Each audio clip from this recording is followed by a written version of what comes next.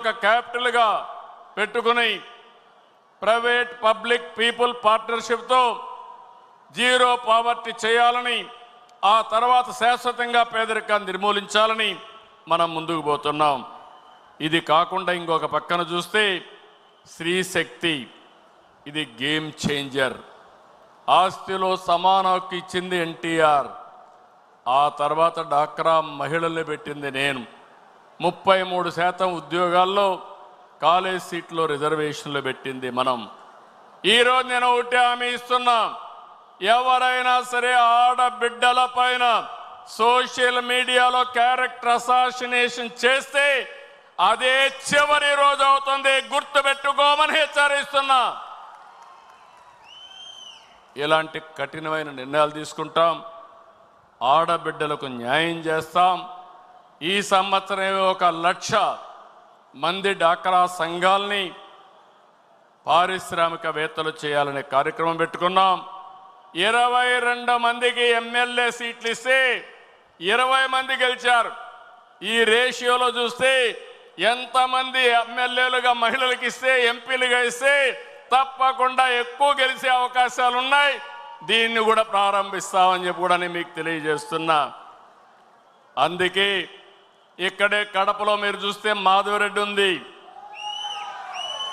ఆమెను అందరూ కూడా తక్కువ అంచనా వేశారు, రిజల్ట్ చూశారు, అదరగొట్టింది. అదే మహిళా శక్తి అని చెప్పి నేను మీకు తెలియజేస్తున్నా.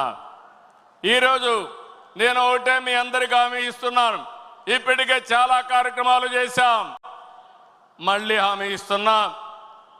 ఈ నెలలోనే లేకుంటే నెక్స్ట్ నెల లోపల తల్లికి వందనం, ఎంతమంది పిల్లలుంటే అంతమందికి 15,000 రూపాయలు ఇచ్చే బాధ్యత మనది అని మరొకసారి విజ్ఞప్తి చేస్తున్నా. ఇంకొక పక్కన ఆగస్టు 15 నుంచి ఉచిత ప్రయాణం మా ఆడబిడ్డలకు కల్పించే బాధ్యత నాదని మేము అందరికీ విజ్ఞప్తి చేస్తున్నా. ఇప్పటికీ దీపం కింద కనెక్షన్లు ఇచ్చా, 3 సిలిండర్లు ఉచితంగా ఇస్తున్నాం. డాక్రా సంఘాలు పెట్టాం, సాధికారతో ముందుకు పోతున్నాం. భవిష్యత్తులో నేను ఇప్పుడు చూస్తున్నాను, మగవారితో సమానంగా మా ఆడబిడ్డలు ఇక్కడ లేరు. ఆ రోజు తొందరలోనే వస్తుంది, మగవారి కంటే ఎక్కువ మంది మహానాడులో మా ఆడబిడ్డలను చూసే రోజు తొందరలో వస్తుందని మరొక్కసారి విజ్ఞప్తి చేస్తున్నా. రాజకీయంగా, ఆర్థిక పరంగా, సామాజికంగా నా ఆడబిడ్డలు మగబిడ్డలతో సమానంగా ఉండాలనేది నా సంకల్పం. ఏమో మా ఆడబిడ్డలు మీరు సిద్ధమా అని అడుగుతున్నా. ఏంటయ్యా మీరు కూడా సిద్ధమా సహకరించడానికి అని అడుగుతున్నా. ఆడబిడ్డల్ని ఎక్కడైతే గౌరవిస్తామో అక్కడ భవిష్యత్తు బంగారుగా ఉంటుందని మరొకసారి మీకు తెలియజేస్తున్నా. ఇంకో పక్క అన్నదాతకు అండగా ఉంటాం. 50 రూపాయలకే కరెంట్ ఇచ్చిన పార్టీ తెలుగుదేశం పార్టీ. సాగునీటి ప్రాజెక్టులకు ప్రాధాన్యత ఇచ్చిన పార్టీ తెలుగుదేశం పార్టీ. యాంత్రీకరణ, రుణాలు, సబ్సిడీలు ఇచ్చిన పార్టీ తెలుగుదేశం పార్టీ. పామాయిల్ లాంటి సాగును తీసుకొచ్చిన పార్టీ తెలుగుదేశం పార్టీ. 30 సంవత్సరాల కంటే ముందు రాయలసీమని సస్యశ్యామలం చేయాలని మైక్రో ఇరిగేషన్ తీసుకురావడమే కాకుండా 90% సబ్సిడీతో ఇచ్చిన పార్టీ తెలుగుదేశం పార్టీ. పూర్తిగా ఇరిగేషన్ ప్రాజెక్టులు పూర్తి చేస్తాం. అదే సమయంలో నేను ఒకటే కోరుతున్నాను, ఆహారపు అలవాట్లు మారాయి. దీనివల్ల చాలా వరకు పంటలు కూడా మనం మార్చుకోవాల్సిన అవసరం ఉంది. సాగు పద్ధతులు మారాలి. ఈరోజు మనం ఆలోచించేది ఉత్తరాంధ్రలో ఏజెన్సీ ఏరియాలో అరకు కాఫీ చూస్తే 20 ఏళ్ల మునుపు ప్రారంభించా.